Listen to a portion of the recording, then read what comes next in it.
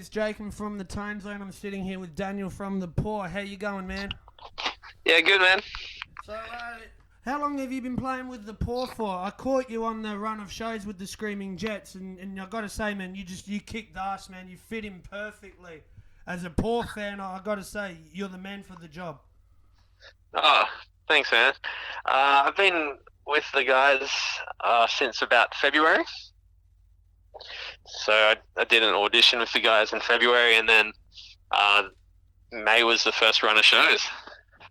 And you kicked ass, man. So how did you find out that the Poor were looking for a new guitar player?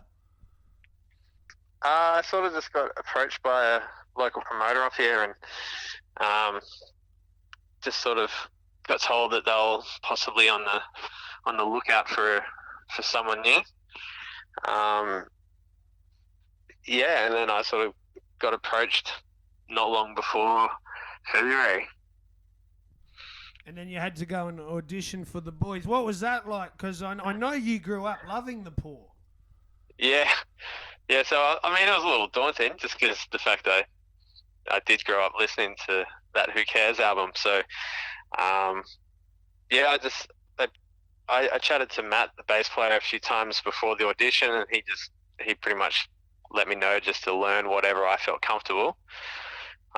So I just learnt about 6 songs and went into a rehearsal studio and bashed a few out with the boys. And before you joined the Poor, had you been playing any of their stuff on guitar? No, I hadn't actually. I thought it was not something that I actually really learnt. I think I used to listen to them when I was much younger, and the album I think came out prior to me even playing guitar, and it was something that I used to just put on when I was a kid, and used to love listening to it. So at that stage when I was really digging the band, I wasn't at a level to play the stuff, so I never really learnt it early on. So when you were learning to play guitar, what sort of stuff did you learn? I was straight off, like as any beginner, sort of, the chords and stuff. But in my first year, my old man was pretty much, if you practice and get good, he bought me a nylon string, and he's like, if you get good, or show me that if you're practicing and enjoying it, I'll buy you an electric for your 11th birthday. So I was like, all right. And then within the first year, I was playing like Black Dog by Led Zeppelin on the guitar and riffs like that. So I was pretty influenced by Sabbath and Zeppelin and all those old school 70s bands when I was starting out. And then, so how did playing all of those songs and that, where did that end up leading you before you ended up joining the Poor? All those songs? Yeah, well, what steps did you take from learning to play guitar, and like what was your bands and that you were doing before you were in the Poor? Okay. So I'd been playing in bands since I was like 16.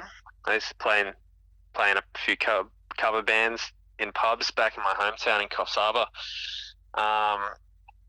And then I moved to the Central Coast after school in a small trio playing original music, trying to crack it in the music world. And then later on, I joined a pop rock sort of outfit called Nine Sons of Dan, and we were together for around 10 years, and we did some touring around the country and stuff. But that was sort of, a lot lighter than the Poor stuff. I still had room to rock out and do some guitar based stuff, but it was kind of on a different level. And then I just jumped in some cover bands on the coast up here and played in pubs for the last 3 or so years, and was doing a Led Zeppelin tribute band as well. And that was kind of what I was doing leading up to getting into the Poor. What was the name of your Led Zeppelin tribute band? Zed Leplin. Oh, cool. How long were you with them for? Probably around a year. I was only doing that for a short time. Cool, killer. And so, how was the run of shows you did with the Poor in May? Yeah, they were killer. A lot of fun. Um, it was great just to jump back on a stage, big stages, and good audiences after having a few years off from doing touring. So, yeah, they welcomed me in like part of the family and treated me well. And yeah, all the fans accepted me better than I expected. It was a little bit daunting because I didn't know how the Poor fans would react after being so long. Because Julian obviously was in the band for a very long time, so big shoes to fill there.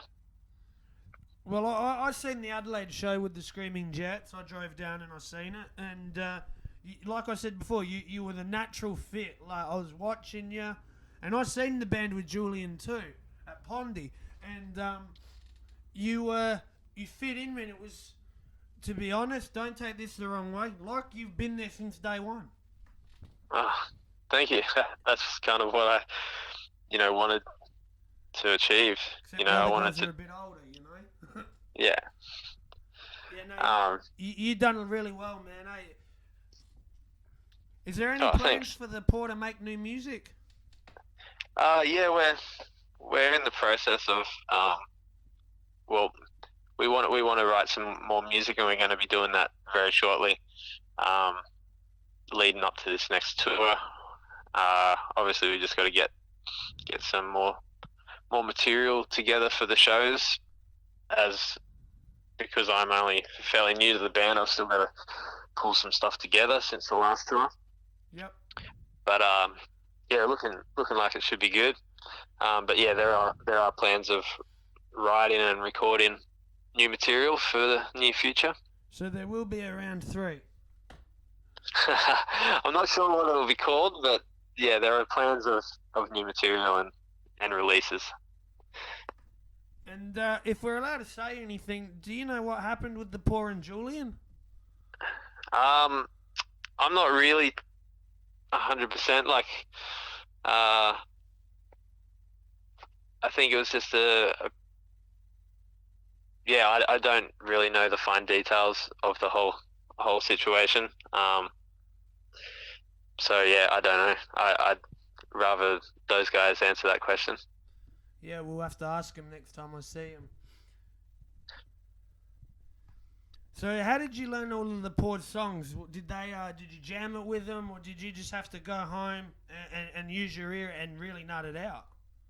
Yeah, pretty much. I because I had the albums, I pretty much just had them on my computer, and I have an 11 rack here at home and run Pro Tools, but I just put my in-ears in and just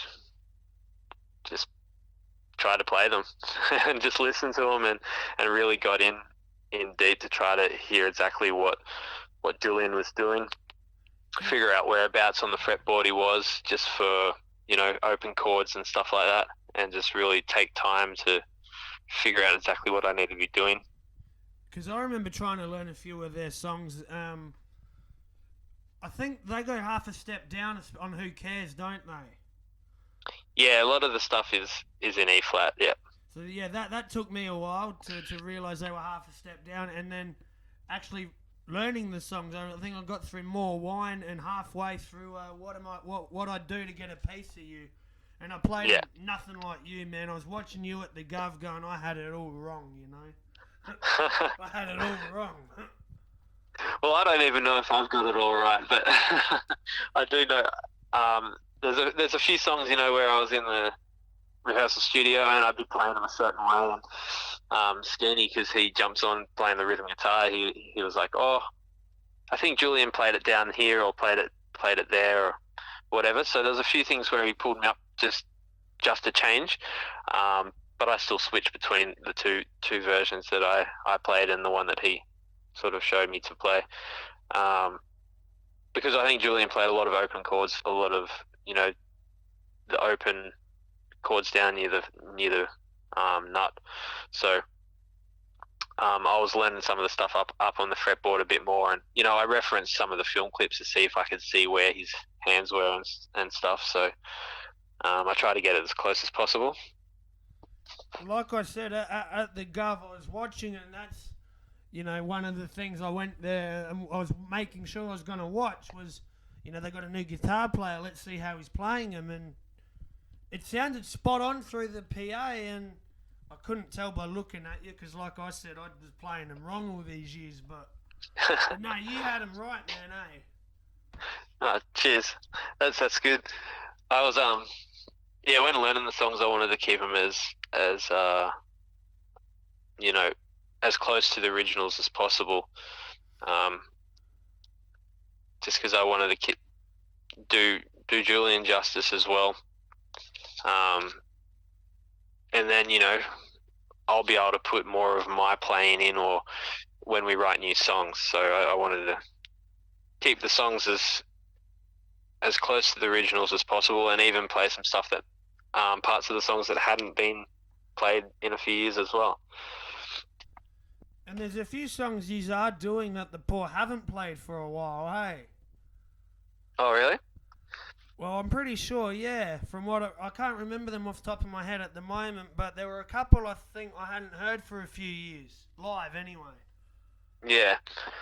Well, I think for a few years there, they were doing a lot more of the stuff from round 1 and round 2, I think, as well. Yeah, definitely. Because I remember when those albums came out, and they did the tours for those, and that would be around 7 or 8 years ago, I reckon. Now. Yeah. It was around 2011 from memory. Anyway, I see that you guys have got another bunch of shows coming up with Palace of the King. Yep, sure do. How do you feel about doing them? Yeah, I can't wait. I just want to get back out on the road, so I'm pretty excited. I think we'll be able to play a bit longer, so there'll be more songs that we can jam in the set. And I won't be as nervous this time around, so I'll be able to, kick it up a notch. And Palace of the King were one of the finest bands in the country at the moment. That would definitely be a good show. Anyone that wants to go check it out, The Poor with Palace of the King. They seem to be doing an East Coast tour. Get on it, guys, eh? I've seen The Poor this year and they kicked ass.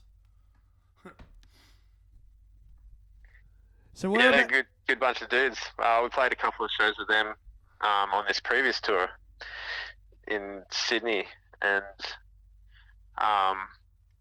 they were great. They're a good rock band. Obviously, Cameron was playing drums for the Jets on their tour as well. Yeah. Yeah, and Tim from Palace of the King, good guy. Yeah, they're all good guys. They're a good band. Travis, the drummer. I seen them with the Baby Animals last year. All right. Yeah.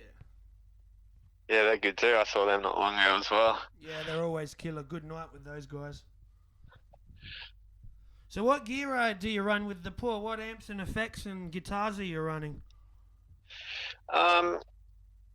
So when I started doing the Poor thing, because I have a few Gibsons, I decided to pull out the Gibson that I sort of modified last year, because I was going to do an Ozzy Osbourne tribute show. So you would have seen the Gibson Les Paul I was using had the Eureka flag painted on the front of it, and that was sort of was going to be my version of Zakk Wylde's Rebel guitar. Yeah.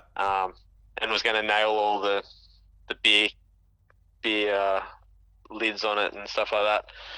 But so I put the Zakk Wylde EMGs in that guitar, and because back in the day Julian played I don't know whether it was a Charvel or something like that had EMGs in it, I thought that'd be the closest thing that I could get to his sound from the Who Cares album. So that became my guitar of choice for pretty much the tour. And then so I loaded another custom Les Paul that I've got at home with EMGs as well as a backup guitar for the tour, which luckily I didn't have to pull that one out, so I didn't break any strings this time. And I was just running through 5150, one of the 50-watt Fender model heads, and then just use backline cabs around the country. Did you have any effects? It was pretty simple setup. I pretty much just had just a wah, which I didn't use, running into a compressor. So I was running the 3-lead system where I run, your distortions or your overdrives, compressors through the front of the amplifier, and then run the leads out of the back through the effects loop for your delays and reverbs. So I was just running a Vox Time Machine, one of the Joe Satriani reverb pedals, a TC Electronics reverb, I think. No, T-Rex. Yeah, I was running a T-Rex reverb,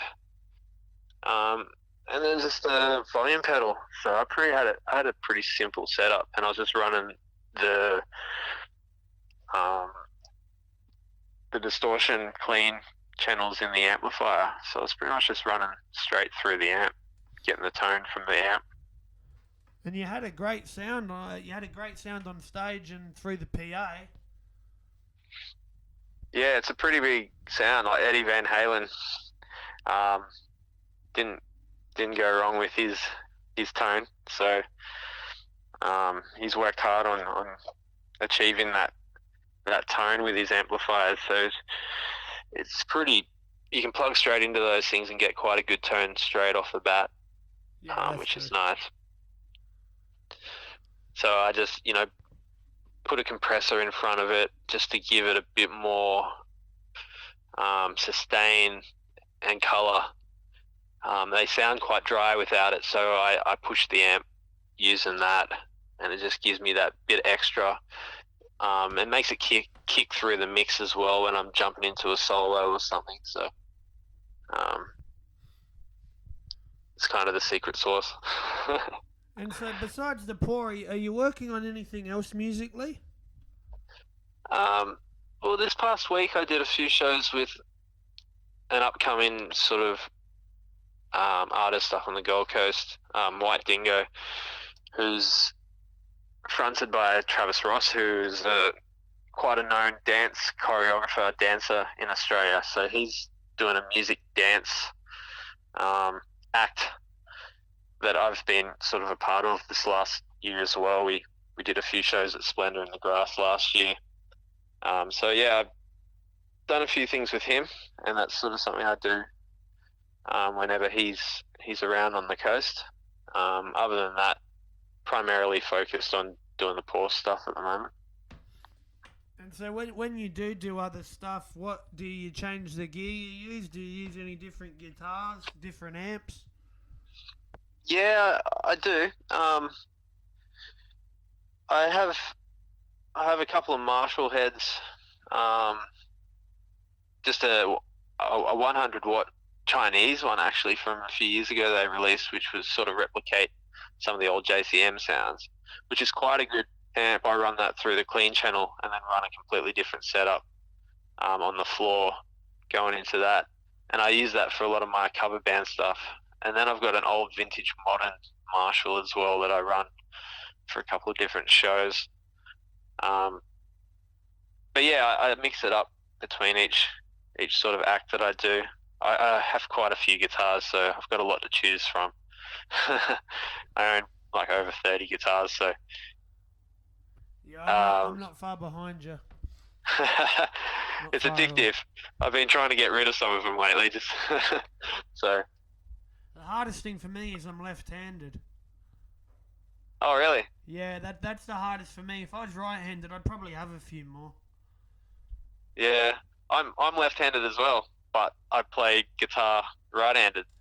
See, how did you do that, man? How did you do that? I was kind of lucky that my dad just bought me a nylon string acoustic when I started out, and he gave me the choice because those things are quite easy to string either way. Yeah, I had one. Yeah, so he gave that to me, and he pretty much like try to play it the standard way because it's much hard. Like back then, it was a lot harder to find left-handed guitars in my hometown. In Coffs Harbour, there was only like 1 or 2 guitar shops, and it was real hard to find a left-handed guitar. So he was like, "Oh, if you can, please learn it the normal way, so it's easier to play guitars in the long run." And then I sort of just picked it up, and I found it was more comfortable that way for me, and it probably helped in the long run too, because that's being left-handed. That's it's more intricate. That's where my dexterity is in my left hand. So on the fretboard, it made it easier. It took a lot of years for me to actually be able to use my right hand on the guitar because I wasn't that confident with it. I can't play the other way, man, at all. I can't do it. I can play better with a guitar strung upside down and still play it left-handed with the strings upside down. Oh, yeah, right. It's 10 times easier than having to do everything with the other hand. For me, personally. Yeah. There's a few guys that actually play guitar like that. Upside down. A few known guitarists that did that. Yeah, Dick Dale done it. Yeah. I attempted to do it a couple of times just to see what it felt like. But, it's quite difficult. My old man, when I was a kid, he had a Gibson SG. And I remember when I was wanting to play guitar, he let me put it on. And I put it on backwards. And I think that's how he realised. And I was a bit the same. They gave me a nylon string, and I remember the same thing. For a while it was right-handed. And then I got Dad to buy me some strings, and we changed it. And I've been that way ever since. Yeah. Yeah, for me it was just easier. But I'm hearing a lot with this tone zone and stuff I'm doing. I'm hearing there's a lot of guitarists that were born left-handed, but they're all playing right-handed. Yeah, I've come across a lot in recent years too that are the same as me in that respect. So it must be quite a common thing. I thought it was rare, but it's getting rarer to find a left-handed player that actually plays left-handed. Yeah, that's true. But I play drums right-handed and right-footed. Oh, okay, so you play standard. Yeah, I play drums like most people, everybody. I don't understand why. I think it's because when I was learning to play drums, that was the kit I had was set up right-handed. Yeah, right. But yeah, no, that's weird, man. Like, I've always played drums, right-handed and guitar left-handed. That's weird. Yeah, because Ian Pacey, I think, is one of the drummers that plays it left-handed, hey? Yeah, from Deep Purple, he's left-handed. Yeah. There's a few left-handed drummers out there. Yeah, he's the only one I think I know about. Yeah, I can't think of any more either. Someone will let us know in the comments, though. Yeah, I'm sure. Yeah, they'll let us know everything that I've gotten wrong in this episode. So, just to go back a bit, how did you actually learn to play the guitar? So I just sort of my dad sent me in to get guitar lessons at the local guitar shop,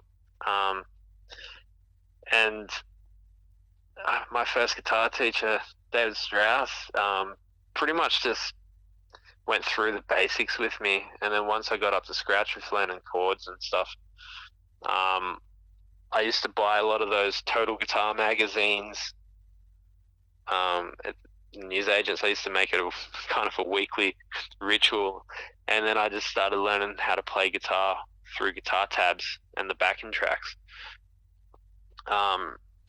And that's kind of the main way I learnt, because I wasn't very good with the theory. I still really don't know my scales. I'm not very good at all that stuff.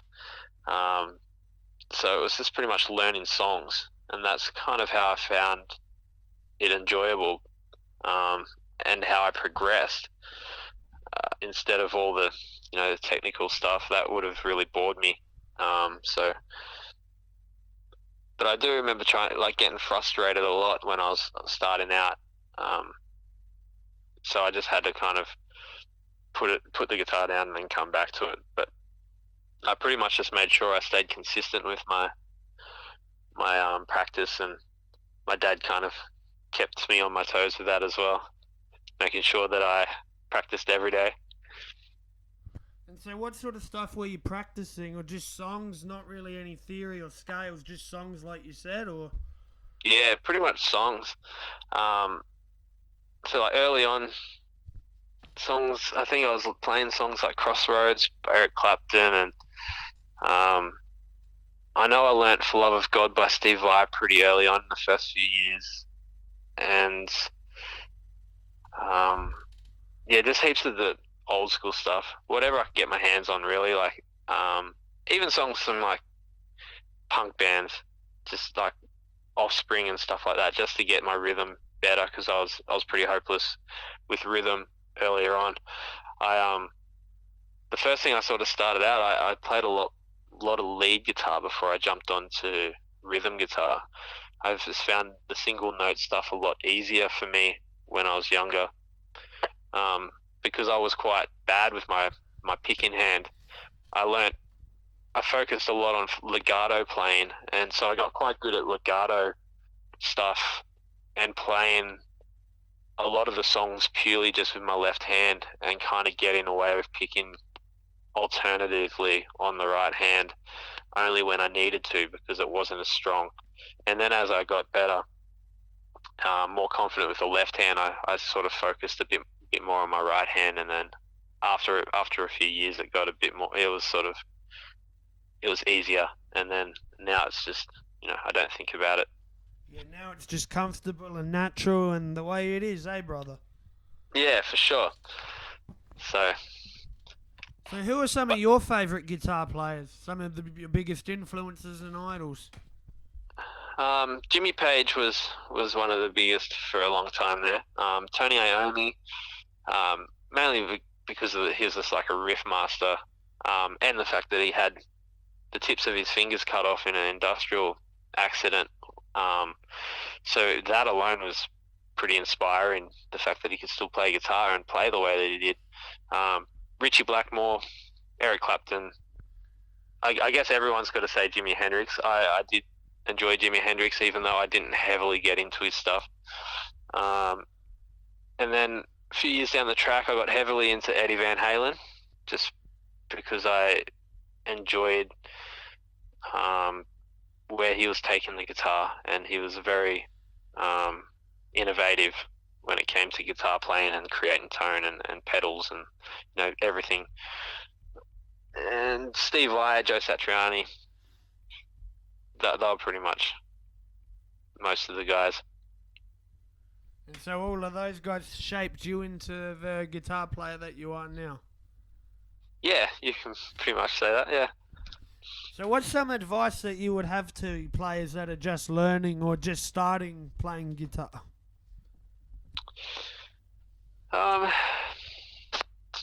Pretty much not to give up. If it feels too tough, slow it down. Try to practice in short spaces, like half an hour a day to start off with, or whatever. Because you got to realize that when you sleep, when you go back to it, your brain resets. Like, it's muscle memory, so your body will start to remember after you play more. So don't just give up if you can't play something. Maybe go away to something else that will be easier. Attack that and then come back to it. I remember there was a few songs when I was a kid, and my old man I'd go out and tell him, "Oh, this is impossible. I'm never going to be able to play this." I went away and learned a couple other songs that were a bit more on my level, and then a couple of weeks later, I was playing the song. But also, don't be afraid to get out there and play with other musicians and improvise. Learn how to improvise early on as well. There's no rules. As much as people probably try to tell you there's rules at playing, technique wise, find what is comfortable with you. A lot of people go into these things where you have to put your thumb, where you have to a certain way that you have to play guitar. I think that whatever feels comfortable, do it. There's no real rules behind playing guitar. You just do what feels comfortable. But yeah. And so I've seen that's, when you're with the poor Skeeny, sometimes jumps up and plays a bit of rhythm. He's playing a Kramer, isn't he? Yeah, an old one. I think he's had it since way back in the day. I think that's one of the main guitars he used when they were touring with AC/DC and stuff as well. Yeah, I've seen it in all these film clips and that, and seen it live, and I've never even asked him about it.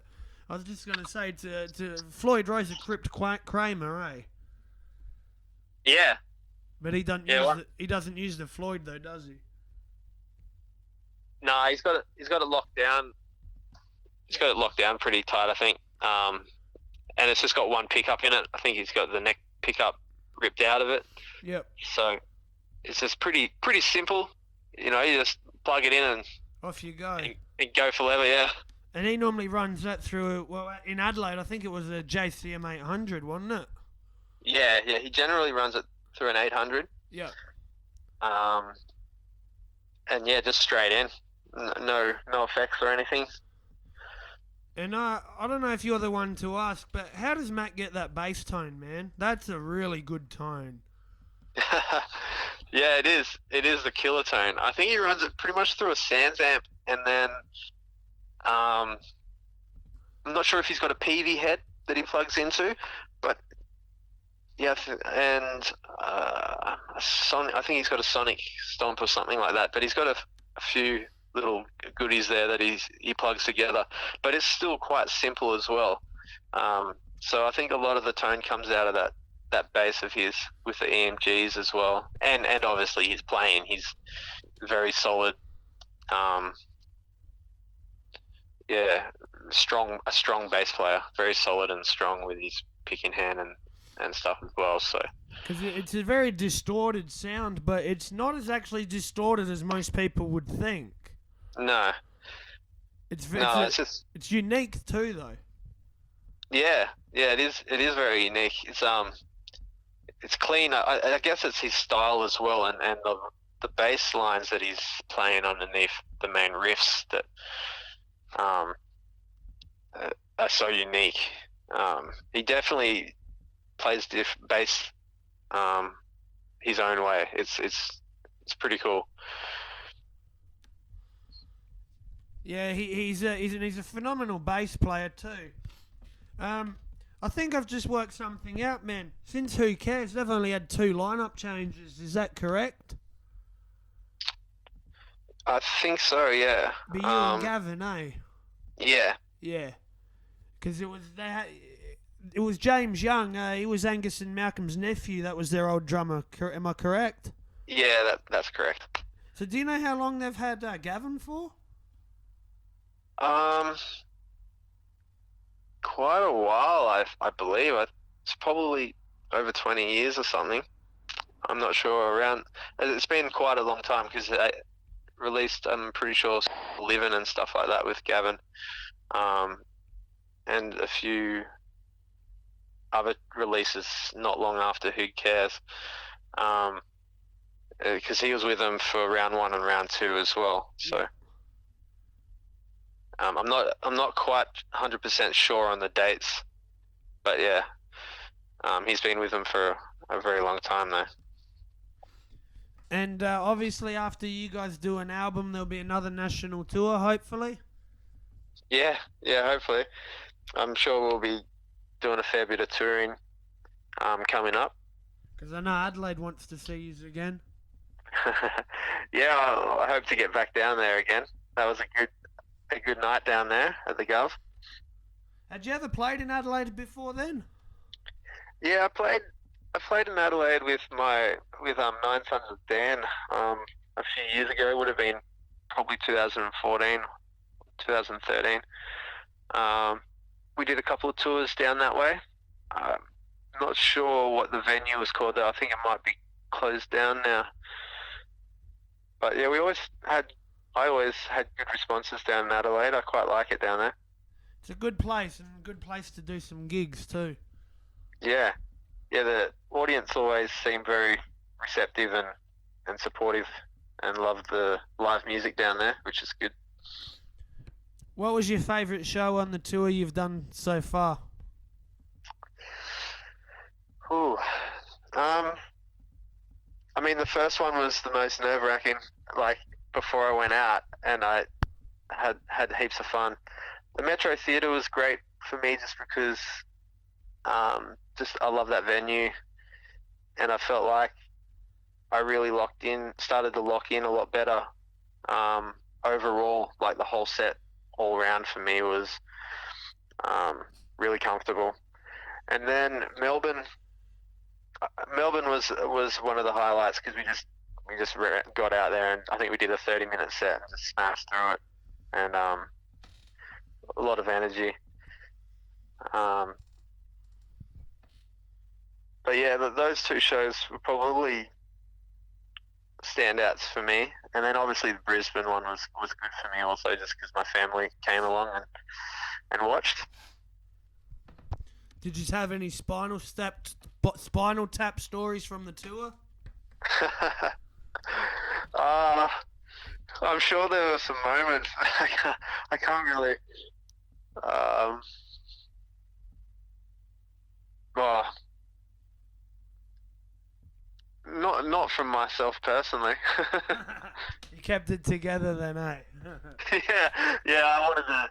I didn't want to, go all out in the first tour. Save it for the next one, man. Yeah. I kept it pretty chill. I think it was only one night on the tour I got pretty loose and went and partied. I think was so. The rest of this time I kept it pretty chilled.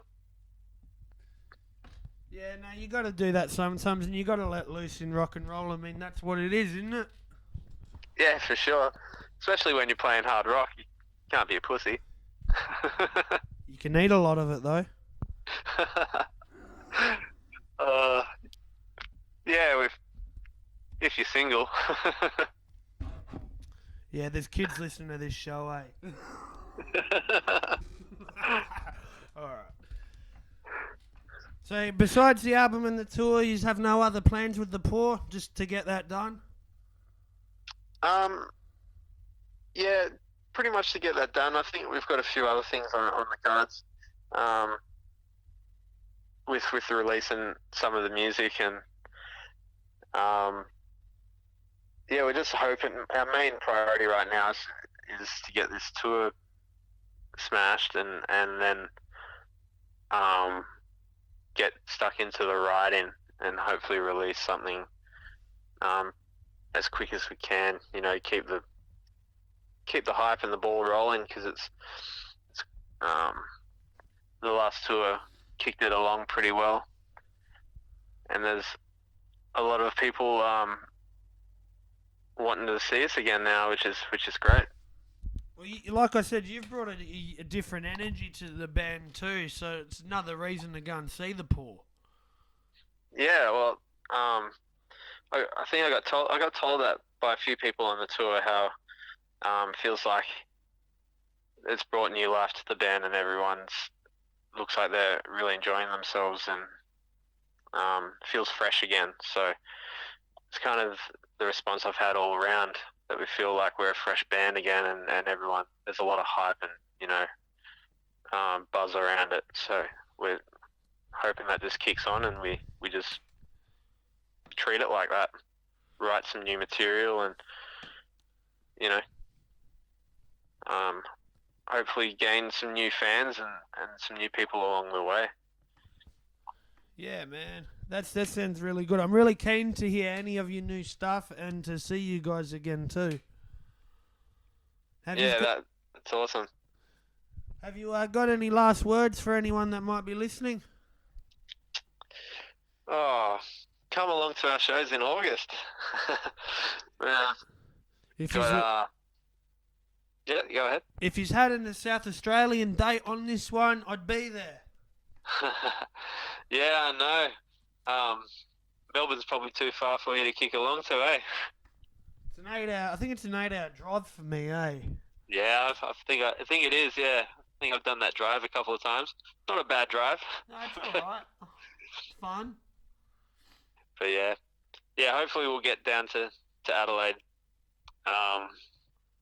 soon. When yous do, if yous need anything, let me know. No worries. Cause yeah, it'd be good to see yous again.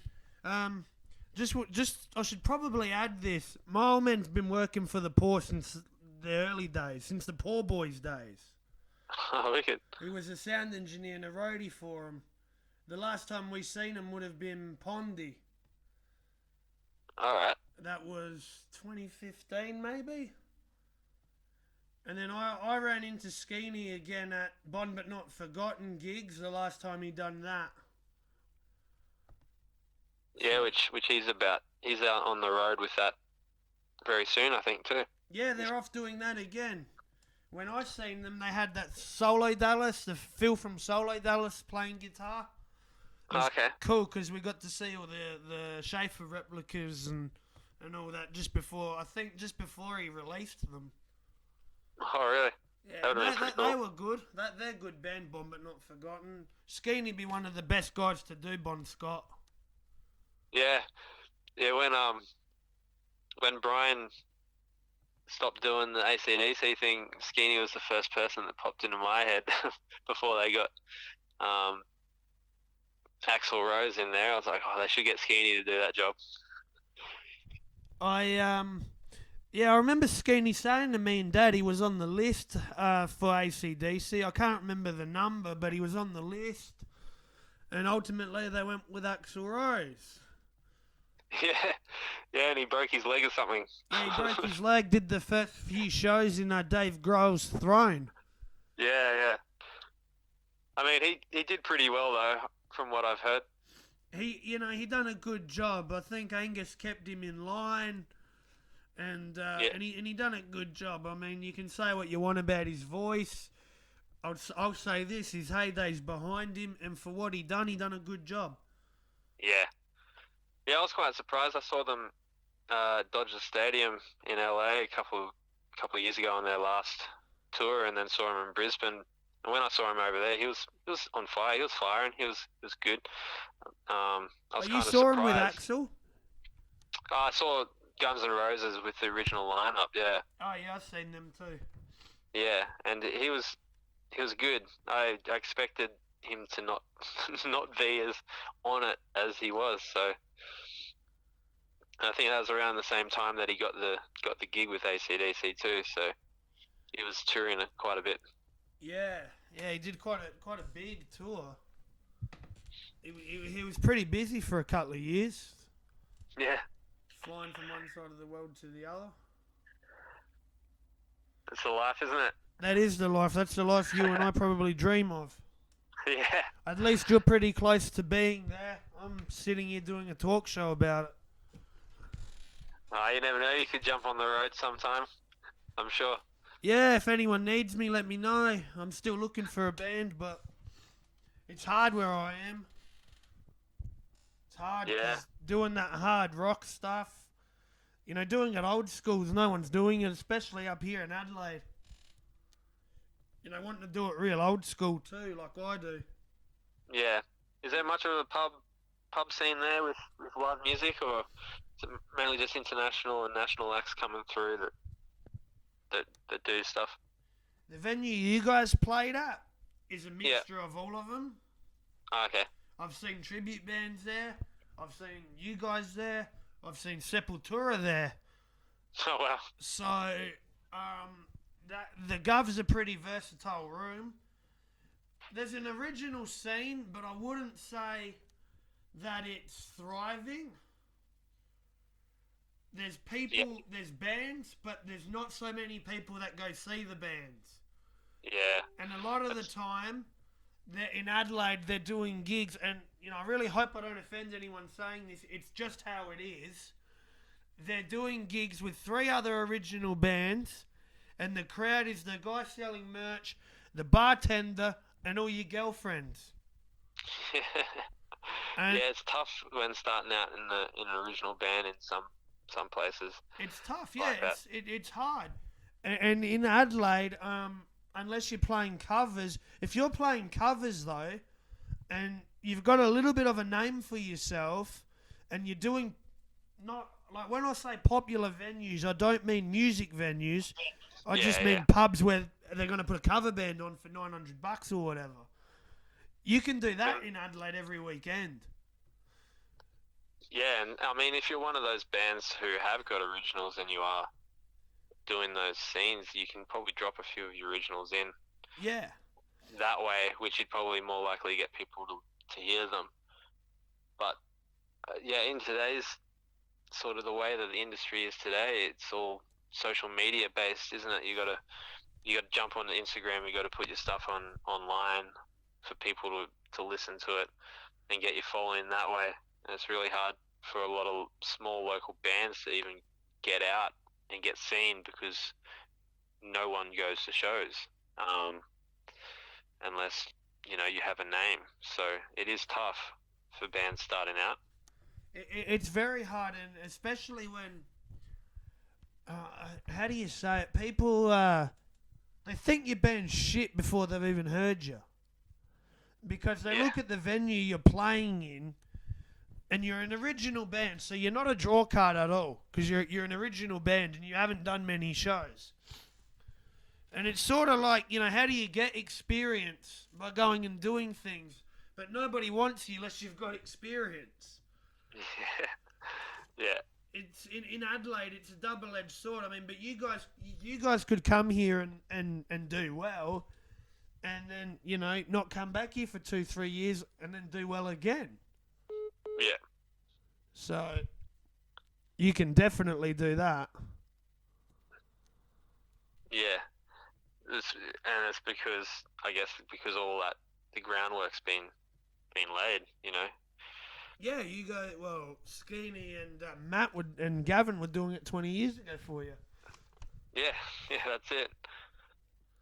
What's it like in Coffs Harbour? I think it's much the same. There are a lot of because I live on the Gold Coast now, so I've Oh, been up okay, here. sorry. Yeah, yeah. So that's just where I grew up. So I'm in the Gold Coast. I've been here for quite a few years, like since 2011. But there's a lot of good musicians come out of Coffs Harbour. A lot of the guys sort of make their way up to Brisbane or the Gold Coast and getting the scene up there, just because there's not really much going on. It's a small town down there, so it's much the same. A lot of the people who are doing originals will jump in on the cover band scene to try to get some of their stuff out, or do a tour up the coast, doing the small, you know, 3 bands on the bill type gigs. Which is kind of how I started out in my band that I was in. That we ended up touring quite a bit. We started out, I think they were doing band comps, small band comps, and it wasn't until we did a big band comp on the Gold Coast, won it and got recorded a single, that we started getting traction, started getting people. But we had a lot of friends. We did stuff in the universities, and we pretty much did a lot of hard promo, like a lot of promo, and went to the effort of getting a lot of our friends to come to our shows to make it look like, the shows were worthy. I remember getting a bus, driving it down to Coffs Harbour. They had a bus, and we filled it with like all of our friends on the Gold Coast, and we had a CD launch in Coffs Harbour at the Holy Moly. We ended up packing the place out because we were, local dudes down there. But, we went to that effort where we just made sure that we brought people to the shows. And then from that, it made us seem like we were, a band that could sell out shows and do that. That's a really interesting way of doing it, man. That's really cool and unique. Where'd you get the idea for that? Because we used to play like the uni, up on the Gold Coast here. A couple of boys were studying at Griffith Uni, and we used to play at their O week. So we met a lot of people through playing at the university and got friends that way, and became sort of like a party band. And then we we just decided just to take our friends on the road for some gigs, and we did a tour down the coast down through to Sydney, and we hired a little minivan and we packed it in with a lot of our mates and took them with us, because they were just good mates, and that had those few extra heads in the door, which just made it seem more worthwhile. And that was kind of what we did that a few times starting out. And it wasn't until we won some more competitions and stuff, and actually got on the radio and stuff, and that's when the real fans and the people actually started coming in through the door. That's awesome, man. Hey, that's really good. You just filled up a bus with all your friends and took them to the gig. Yeah. Wicked. I think it was about a year ago, there was a guy in England that booked the tour, and he went and brought a bunch of likes on Facebook and Instagram, paid for a bunch of followers. He went and, booked all these big shows and that. No one went. Yeah, I actually heard about that. No, he had heaps of followers, and it was like a big scandal, wasn't it? Yeah, it was this huge scam. He went to Europe and, was trying to book himself in the 5,000-seat venues and just got nowhere. Yeah, I heard about that. That was pretty wild. Yeah, that's not how you do it, eh? No, definitely not how you do it. Yeah. Because at least you guys brought people in, like real people. Yeah, for sure. Yeah, no, but there's a lot of initiatives around the country, like band comps and stuff that are there for artists to help them out as well. Like, we got a big kickstart in Nine Sons of Dan by winning a national radio contest back in 2011, which put us on radio across the country, and then that really boosted our success as well, which was good. Do you think that there's enough of those band comps and Triple J Unearthed and things out there, for independent bands and bands that are doing it themselves? Yeah, there is. There's quite a few. I mean, Triple J Unearthed has changed quite a bit in recent years, I guess. It's the platform in which you upload your music and stuff's definitely changed. I think in a way there's too many of the commercial TV style shows, because they're always just happening. But yeah, I don't know. I think every town that you go to, I'm sure they have band comps, and it's a good way just to get out there and get yourself instantly in front of people, which I think is and performing. If you're not confident performer, I think that they're really good for people. But at the end of the day, I guess touring and just playing and releasing music and promoting yourself is probably the best way, and the only way to do it today is it's all promotion. It's also social media, how people perceive you, pretty much. There's a lot of artists out there that probably aren't really that good, that are successful because they have 100,000 followers on Instagram, and there's a lot of people on that social media platform doing other things that are successful purely just because they know how to promote themselves. So I think in today's day and age, you don't exactly have to be that great to be successful. So do you think it's more about how good you look, not about how good you play? In the music industry, I feel like somewhat you still have to play, be good at what you do somewhat. I think just in the Instagram world, it's never about how talented you are. I mean, if you're trying to be successful as a musician on Instagram, of course, you've just got to back it up, I guess. Because I guess if people still come to your shows and they see you and you suck, then you're going to lose followers. But it is quite important to have a good presence on social media today to bring people to your show, because if there's hype, then people will go. But that being said, that's not always the case either. So. And so, how have you found yourself using social media as a tool to promote yourself and bring people to your shows and buy your music? Yeah, I thought it was quite successful. Back when we were doing it quite heavily in my old original band, we used to use social media quite a bit. But it just became social media for me, especially Facebook was primarily a music thing for me. So I would only generally post things about music when I was touring, when I was playing, and yeah, it's good. You get a lot of people seeing what you're doing, and a lot of the time people will message you and be like, "Oh, I saw that you were playing, didn't realize. Let us know next time." Because a lot of the time people aren't really looking out for gigs. They're not, checking up on each individual to see when they're playing. So if you've constantly got something up that goes on their news feed, then they're more likely to go to the show than if they don't hear about it till afterwards. Yeah, I definitely. I mean, you're 100% correct there. I definitely agree. What I don't like is there's a lot of artists out there using other tactics to get followers. Like you see the wannabe female pop singers doing bikini shots. They come up, and then you'll go to the profile and find out that they're a singer. Yeah. What? You'll get a drummer doing politics and trying to, whatever people are complaining about today. You don't, and that's what I see a lot of people doing. And I don't know, do you think that would work or?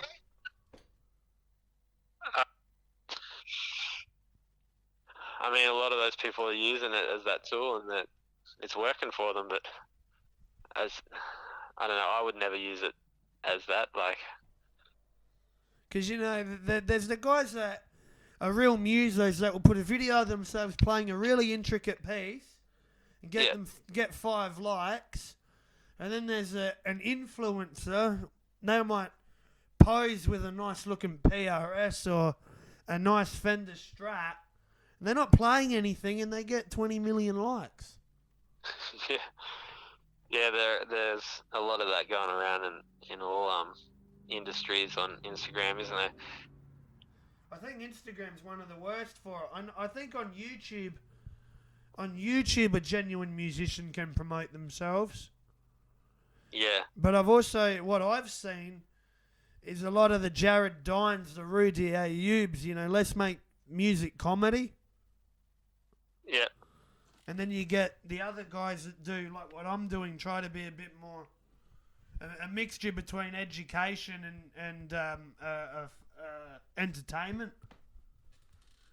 A mixture between information and entertainment. And I think that's one of the only ways you can do it now without selling your soul, I guess. Yeah, totally. Yeah, it's a hard line, whether to go over the top and be a bit douchey and do things that are, just for the sake of getting followers or for the sake of the likes, And I mean, it only takes one wrong post too to lose everything. Yeah, that's true. And to be hated, but it takes you 1,000 posts to get a follower. Yeah. It takes you one to lose all of them. Yeah, for sure. Like, I'd much rather just, do my thing and write music and tour and stuff, and not and do the hard yards, I guess, and not rely on the social media to back me up or create a career for myself. And I know a lot of people do it, and that's good, but I don't see myself as someone who wants to spend most of their days building up a profile for followers, Yeah. And you know, another thing that I've noticed is, you know, when you hear of a big rock band now, I mean, I can think of you'd call them big, and they're an Australian band, but you know, wouldn't call them a serious band either, and that's the Chats. You know, Okay. well, you know, what they do to me is sort of similar to what the Instagram influencers do. You know, like Okay. Smoko, I think the people that I know, the musicians I know, that they listen to a song like that and they go, you know, it's like a comedy skit. It's not like hearing a whole lot of Love or Dazed and Confused or Black Knight. It's like hearing a Cheech and Chong record. Would you disagree or agree with that? I personally don't even know the band. I personally haven't really even listened to the radio and or don't keep up to speed with a lot of that sort of stuff. Yeah. Myself. Yeah, I kind of kept myself away from all of what should be popular in recent years, and sort of just focused on doing whatever was important for myself. Well, not even, not in a selfish way, pretty much just, Yeah, it keeps you going. It keeps you happy. yeah, Keeps yeah. your music going. Yeah, I don't really want, I don't care. I'm not focused on what everyone else is doing. I'd rather, I'm not there to compete with anyone in the industry. I'm there to just do what I do and hope that people enjoy what I do and do that to the best of my ability. And that's, that's what I enjoy doing. So, do you think that there might be too many guitar players hung up on achieving what their definition of success might be? yeah, I guess so. Um, uh, it's one of those things where it can get to the stage where it's not what you originally think that it's going to be like. Success or what it is. Some people try too hard to get that and forget the reasons why they initially played guitar, or some people or play an instrument for any matter. I had to sort of kind of find the love or the reasons why I liked playing guitar. And it was I never started playing guitar to become successful. That's not the reason I started playing guitar. So, when I started having people enjoy what I did and stuff, it was like, I loved it. It felt good. And I was like, oh wow, people are starting to like what I'm doing. But I never strived for that. I just pretty much wanted to be able to play guitar, and I loved music, and I loved I got excited by being able to play a song. So for me, I've just always had to try to keep, level-headed and just keep remembering the reason why I play guitar, and keep it enjoyable for myself, and don't get too hung up on fame and other things. And do you think that your attitude might be the reason that you have succeeded more than other guitar players have? Yeah, possibly. Because you're only, from the sounds of it, you only play guitar because you enjoy it. That's it. Yeah. And do you think that attitude is what made you this successful? Yeah, I think so.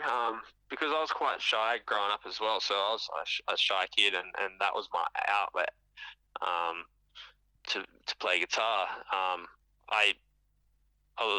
Being able to play guitar for me was also an outlet from being bullied at school as well, because I did suffer a lot of bullying when I was at high school, and going home and playing guitar was my stress relief. It was where I could just disconnect, not worry about everything that was going on, and I got a lot of enjoyment out of playing guitar, and it made me feel good. So, and then it was an outlet for me too to express myself. And then when I got on stage, I kind of now I become someone else. Sort of like I'm still shy, but I whenever I get on stage, like I love it. Like performing is what's kept me playing guitar as well, because it's an element of playing guitar that I really enjoy, more so than now than like even the writing side of things. Like performing, being on stage is what keeps me playing guitar, more so than anything. So, and playing in front of big audiences, that's next level. Like that's everyone dreams to have an audience when they play. So, and that feeling is incredible. So, I think that alone keeps me striving to better myself. But yeah, I'm just as happy up there playing to 5 people as I am. So, as long as I've got the performance side of things still happening, I'll continue to play guitar. And if the performances dry up, you'll put the guitar down, you reckon? No, I'll probably just find another way of enjoying the art.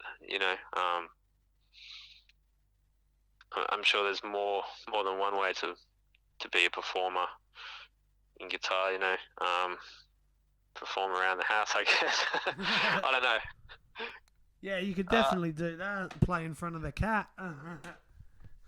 Yeah, well, I mean, when the day comes that I decide to start a family, I'll probably perform for my kids. So. Yeah, my dad used to do that.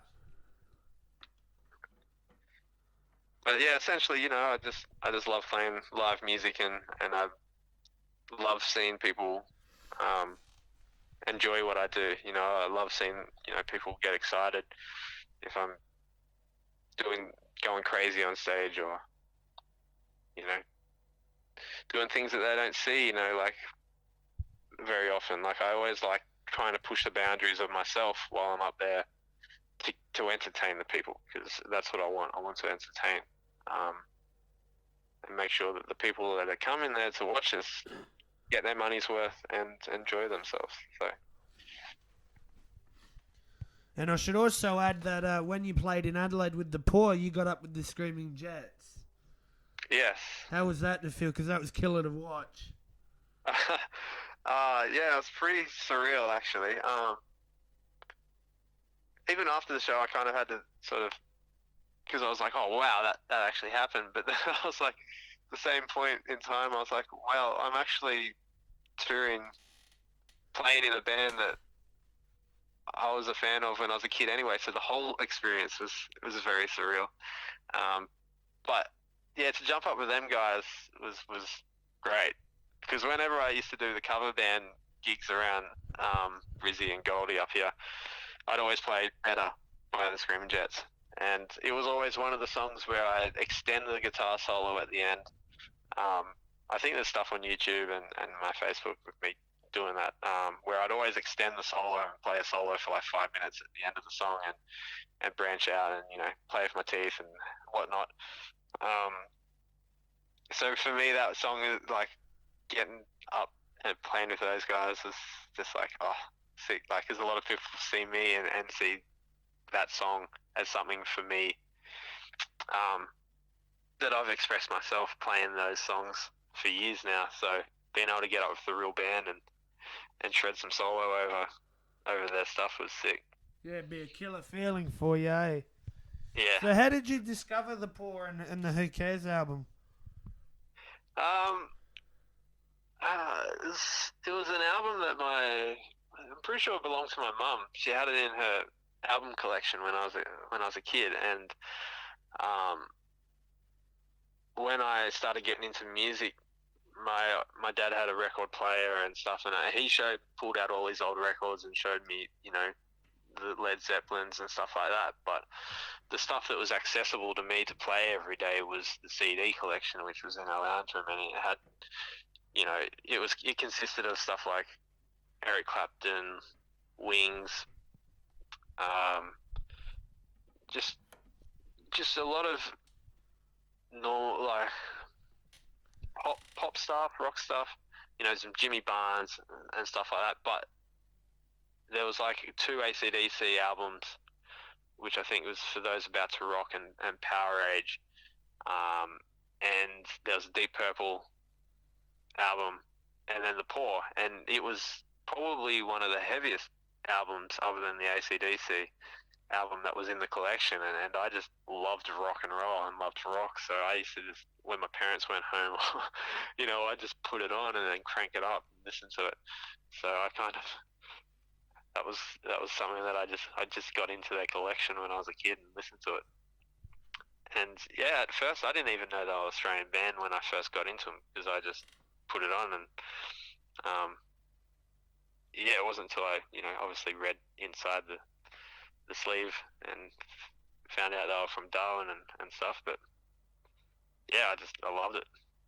It was I'm pretty sure in the early days, I'm pretty sure Dirty Money was one of my favorite tracks off that album, just because of the the effects at the start and the riff. But for me, like this past tour, the More Wine, Way to Please, and Poison and stuff like that were probably like my favourite songs to kick it in the set, for sure. It's a great album. It's one of the best Aussie debuts ever. Yeah. It's a killer record. I agree. Like I strongly feel that it could still be, it can get new fans. I think it still stands up today. It does stand up. It stands up pretty well. Yeah, amongst other albums. Like I still put it on now, and it still sounds as good or better than releases that are still being released today. So,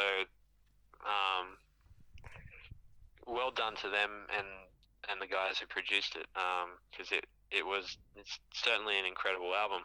I don't think there was a song on the album that I didn't enjoy when I was growing up. It's one of those albums you can listen to from start to finish.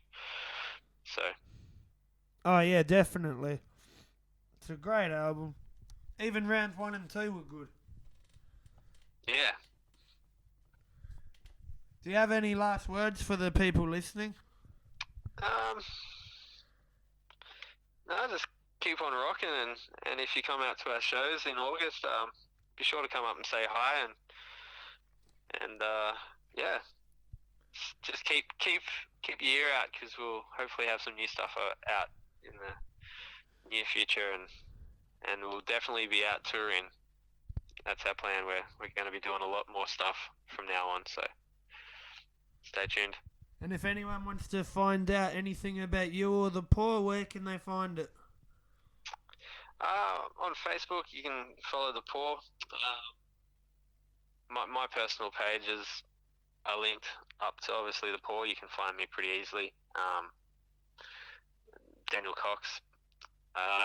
And yeah,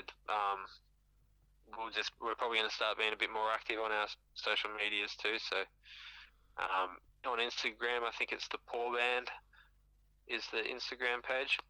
Yep. So yeah.